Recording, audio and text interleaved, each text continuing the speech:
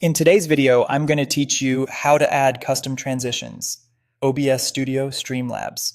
If you've ever wanted that polished branded wipe or swoosh when you change scenes, you're looking for a stinger transition. A stinger is a short video that briefly covers the screen so OBS can cut from one scene to the next invisibly behind the animation. Done well, it makes your production feel instantly more professional.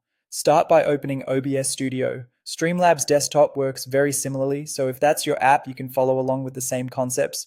Make sure you can see the Scene Transitions panel. If it isn't visible, go to the top menu, open Dock, and turn on Scene Transitions. That small panel shows your active transition and is where you'll add new ones. You can also drag it to dock it wherever it's most convenient in your layout. In the Scene Transitions panel, click the plus icon and choose Stinger. This tells OBS you want a video-based transition instead of a simple fade or cut. Give your stinger a clear, memorable name, then browse to your transition video file.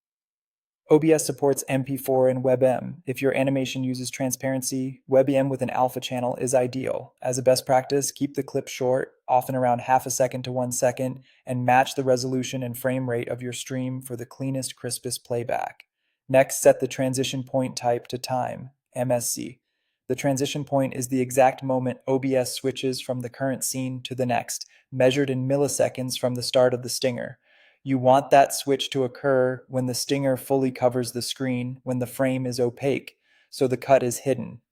For example, if your stinger is 1000 milliseconds and it's fully covered at the halfway mark, start with a transition point near 500 milliseconds. Use the preview button to play it back and nudge the timing until the cut feels seamless and invisible. If your stinger includes sound, set audio monitoring to monitor and output. That lets your audience hear the stinger while you also hear it in your headphones for timing. If you notice it's too loud compared to your mic or gameplay, adjust its level in the audio mixer.